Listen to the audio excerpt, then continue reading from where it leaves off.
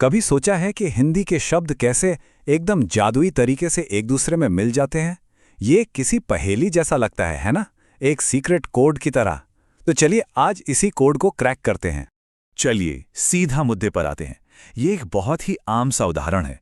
महा और उत्सव, ये मिलकर महोत्सव कैसे बन जाते हैं? सोचिए, वो ओ की आवाज आखिर आई कहां से? ये कोई जादू नहीं है, बल्कि ग्रामर का एक बहुत ही मजेदार नियम है जिसे आज हम समझने वाले हैं।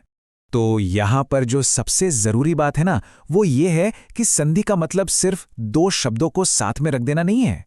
इसका असली खेल उस विकार में है, मतलब उस बदलाव में है जो दो अक्षरों के मिलने पर उनकी आवाज में आता है। और यही वो चीज है जो संधि को इतना खास बनाती है। और ये स्लाइड इस बात को एकदम साफ कर देती है। एक तरफ देखिए, ज्ञान का अ और उपदेश का उ, ये दोनों मिलकर एक बिल्कुल नई आवाज ओ बना रहे हैं। ये है संधि। लेकिन दूसरी तरफ सब्जी और वाला बस साथ में आ गए हैं, उनकी आवाज में कोई बदलाव नहीं हुआ। ये संयोग है, संधि नहीं। ये फर्क समझना बहुत जरूरी है। तो आज का हमारा सफर कैसा रहेगा? सबसे पहले हम शब्दों के जुड़ने के इस रहस्य को समझेंगे, फिर संधि के 3 मुख्य परिवारों से मिलेंगे, हम स्वर संधि पर थोड़ा ज्यादा ध्यान देंगे, और फिर व्यंजन और विसर्ग संधि की भी एक झलक देखेंगे। और अंत में हम सब खुद शब्दों में छिपी संधि को पहचानना सीख जाएंगे। जैसे एक बड़े परिवार में अलग अलग लोग होते हैं, वैसे ही संधि के भी 3 मुख्य परिवार हैं। हर परिवार के जुड़ने का, मिलने का अपना अलग तरीका, अपना अलग नियम है। इन परिवारों को या भेदों को समझने से हमें शब्दों के बनने की पूरी कहानी समझ आ जाएगी। तो चलिए मिलते हैं इन परिवारों से। तो ये हैं वो 3 परिवार। पहला, स्वर संधि, जहां 2 स्वरों के बीच दोस्ती होती है। दूसरा है व्यंजन संधि, जहां एक व्यंजन किसी दूसरे व्यंजन या स्वर से मिलता है। और तीसरा, विसर्ग संधि, जिसमें सारा खेल विसर्ग यानी उन 2 बिंदियों का होता है।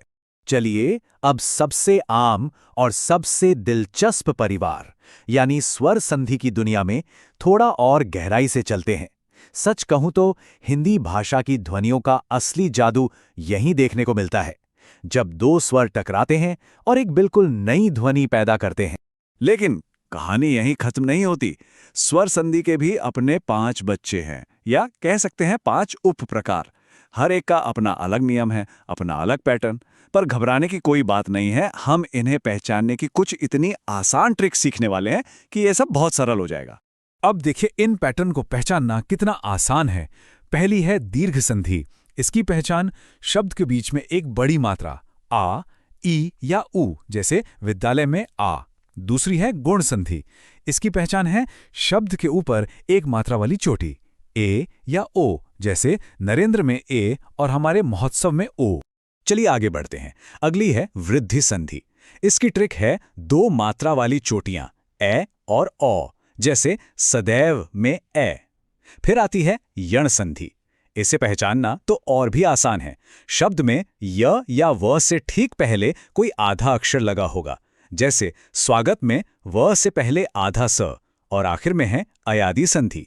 ये अक्सर आसान 3 अक्षरों वाले शब्द होते हैं, जैसे नयन या पवन, जिनमें अय या अव जैसी आवाज छिपी होती है। अब स्वर संधि तो हमने देख ली। चलिए अब दूसरे परिवार यानी व्यंजन संधि पर एक नजर डालते हैं। हम इसकी पूरी गहराई में तो नहीं जाएंगे, पर इसका जो मेन आइडिया है उसे जरूर समझेंगे। व्यंजन संधि का एक बहुत ही कॉमन नियम है कि किसी भी वर्ग का पहला अक्षर, जैसे क, च, ट, अक्सर उसी वर्ग के तीसरे अक्षर में बदल जाता है। जैसे यहां देखिए, वाक का क ग में बदल गया और शब्द बना वागदान। एक और नियम है, जहां त के बाद अगर ल आए तो वो ल बन जाता है, जैसे उत और लास मिलकर उल्लास बन गया। व्यंजन संधि ऐसे ही मजेदार नियमों से भरी हुई है। और अब बारी है संधि के तीसरे और आखिरी परिवार की, विसर्ग संधि। जैसा कि नाम से ही जाहिर है, यहां सारा खेल विसर्ग का है। ये विसर्ग सिर्फ 2 बिंदियां नहीं है, ये एक एक्टिव प्लेयर है। ये अपने बाद आने वाले स्वर या व्यंजन को देखकर अपना रूप और अपनी आवाज बदल लेता है। जैसे मनः और अनुकूल में विसर्ग ओ बन गया और शब्द बना मनोनुकूल। ठीक वैसे ही निह और चय में विसर्ग श में बदल गया और शब्द बन गया निश्चय। तो हमने संधि के सारे रहस्यों से पर्दा उठा लिया है। अब वक्त है इन सबको समेटकर एक आसान सी चीट शीट बनाने का, ताकि इसे कभी भी कहीं भी इस्तेमाल किया जा सके। तो ये रही स्वर संधि को पहचानने की फाइनल चीट शीट। दीर्घ के लिए बड़ी मात्राएं ढूंढनी है, गुण के लिए 1 चोटी, वृद्धि के लिए 2 चोटियां, यण के लिए य या व से पहले आधा अक्षर, और अयादि के लिए नयन या पवन जैसे सरल शब्द। बस ये लिस्ट किसी भी शब्द में छिपी संधि को तुरंत पहचानने में मदद करेगी। तो कुल मिलाकर संधि का सार यही है, ये सिर्फ व्याकरण का कोई सूखा नियम नहीं है, ये भाषा की खूबसूरती का एक जीता जागता उदाहरण है, जहां 2 ध्वनियां मिलकर कुछ नया और सुरीला बनाती हैं। ये वो मेल है जिससे हमारी भाषा में एक प्रवाह, एक संगीत पैदा होता है। तो अगली बार जब कोई नया, थोड़ा मुश्किल सा हिंदी शब्द सामने आए, तो क्या अब उसके अंदर छिपी संधि को पहचाना जा सकेगा? ये सवाल अब हम सबके लिए है।